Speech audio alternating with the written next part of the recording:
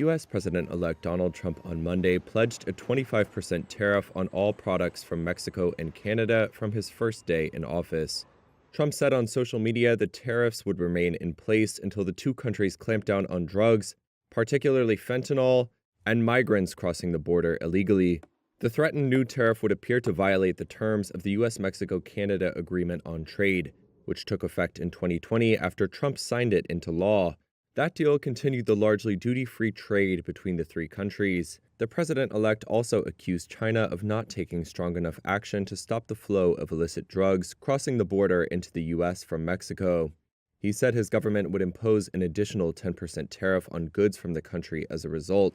Trump has previously pledged to end China's most favored nation trading status and slap tariffs on Chinese imports in excess of 60%, much higher than those imposed during his first term. In response, the Chinese embassy in Washington said, quote, "No one will win a trade war or a tariff war." Mexico described the current trade deal as a, quote, "framework for certainty for investors," and there was no immediate comment from Canada. Economists say that Trump's overall tariff plans would push U.S. import duty rates back up to 1930s-era levels, stoke inflation, collapse U.S.-China trade, draw retaliation, and drastically reorder supply chains. They say tariffs are paid by the companies that import the products subject to the duties, and they either pass on the cost to consumers or accept lower profits. Trump frequently refers to countries paying as a consequence of his tariff plan, saying on Monday that Mexico and Canada will, quote, "pay a very big price." In 2023, the U.S. accounted for 75% or more of the two countries' exports. Cox's Bazar in Bangladesh is home to more than 1 million Rohingya refugees who fled persecution in Myanmar's western Rakhine state.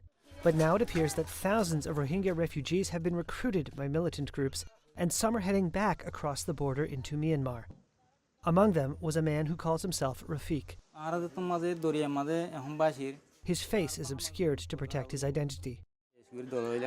A lot of us gathered on the other side of the river. We went to fight. We fought for God, not to show off to anyone. We were leading a peaceful life here, living on refugee rations. Still, we went over because we believe we have rights in our own country.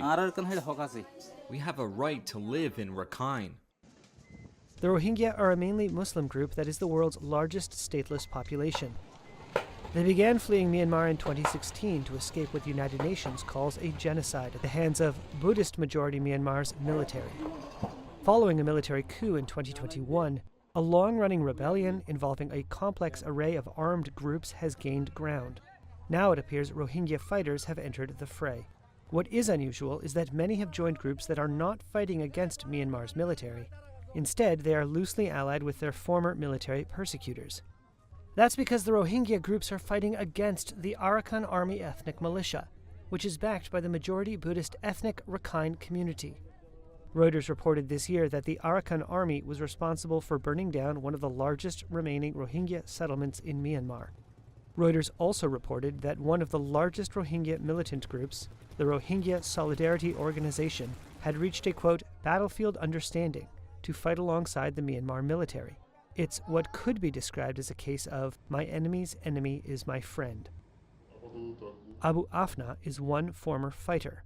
He says he traveled by boat from near the camps in Bangladesh to the western Myanmar town of Mongdao, where the Arakan Army was fighting Myanmar's military for control.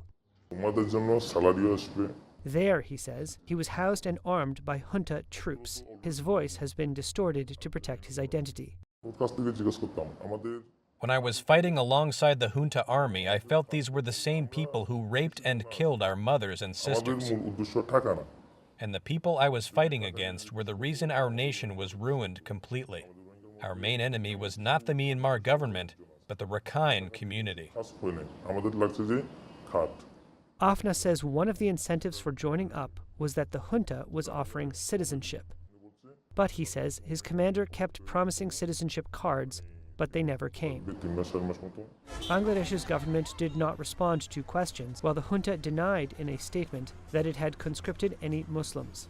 It said Muslim residents had requested protection and that it had provided basic military training to help them defend their villages and regions.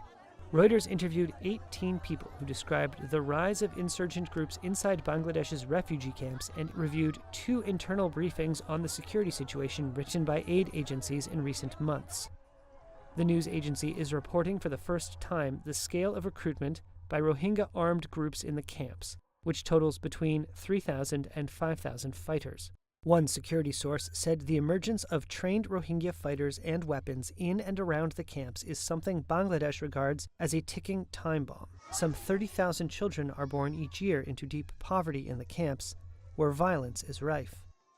That's raised concerns that disillusioned refugees could be drawn by non-state actors into militant activities and criminal enterprises. Multiple people died on Tuesday in Pakistan's capital during clashes between police and protesters demanding the release of ex-Prime Minister Imran Khan.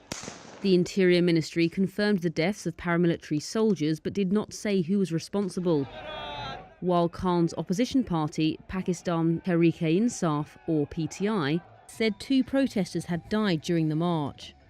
Prime Minister Shehbaz Sharif blamed the protesters for the soldiers' deaths, accusing them of ramming the paramilitary troops with a convoy of vehicles. A witness said hundreds of protesters, supporters of PTI, had reached a square near the parliament in Islamabad that has been a historic rallying point for protests. Calling for the government's resignation, among other demands, they ransacked vehicles and set a police kiosk on fire. They also attacked and wounded journalists at 2 separate locations, people from 2 media houses said. Sharif branded the actions extremism aimed at achieving evil political designs.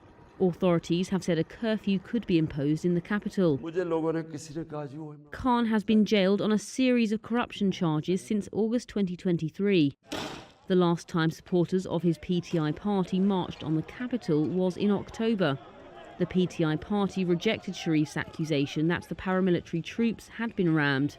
It reiterated that party supporters would hold a sit-in outside the parliament until their demands were met. Stormy politics and unrest during Pakistan's 77-year history have included protests and sit-ins by opposition parties. The last march by PTI supporters sparked days of clashes, resulting in 1 officer being killed. But authorities say this week's protest is bigger in size and more violent.